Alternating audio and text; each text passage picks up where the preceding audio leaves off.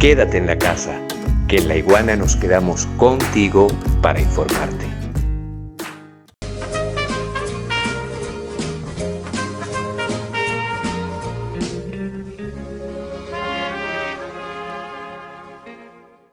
Mira, sí es importante, pero también hay que colocar las cosas en su justa dimensión. Las personas de la oposición que han hablado de negociar o dejar a un lado la reclamación venezolana es una ínfima parte de la oposición.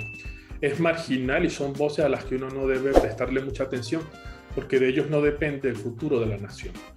Y hay que reconocer que a lo largo de la historia la oposición o todos los sectores políticos de la población venezolana, todos los políticos en Venezuela han tenido una posición uniforme en materia de la defensa de nuestro territorio y en particular sobre las reclamaciones Esequibo.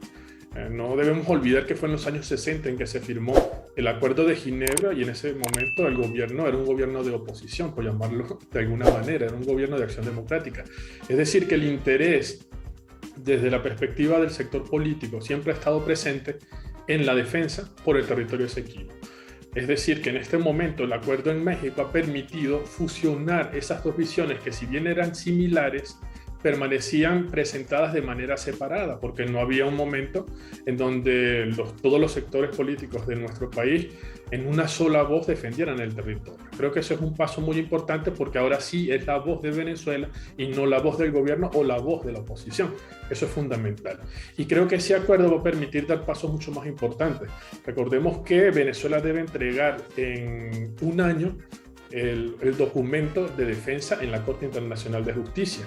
Es decir, que todavía tenemos tiempo para que el gobierno y la oposición se reúnan, establezcan la estrategia definitiva que se va a presentar ante la Corte Internacional, seleccionar dentro de los expertos que en Venezuela existen, que son muchos, que son reconocidos, seleccionar al grupo que va a participar en la conformación o la configuración de esa estrategia y también incluso seleccionar a los asesores internacionales que Venezuela requiere para poder defender bien el territorio. Yo puedo decirte que en el mundo hay muchos expertos, hay franceses, hay belgas, hay británicos que son expertos en la Corte Internacional de Justicia. Evidentemente Venezuela no podría bajo ningún concepto y por razones obvias escoger a un británico para que le asesore, porque justamente fue el gobierno británico el que nos arrebató el Esequibo, pero si bien es cierto que ellos son buenos, también hay otros juristas en el continente europeo fundamentalmente que nos podrían ayudar. Creo que la oposición y el gobierno podrían ponerse de acuerdo en ese aspecto y seleccionar a los mejores juristas tanto nacionales como internacionales y a los expertos en el área nacional para llevar una buena defensa.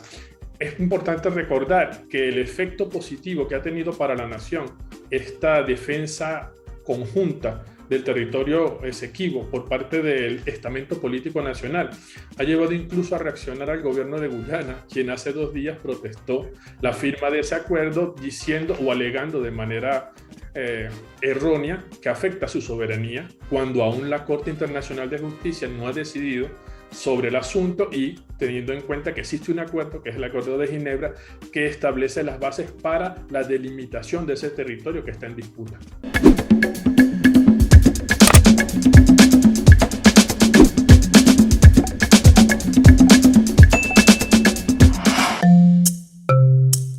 Laiguana.tv. La verdad hecha tendencia.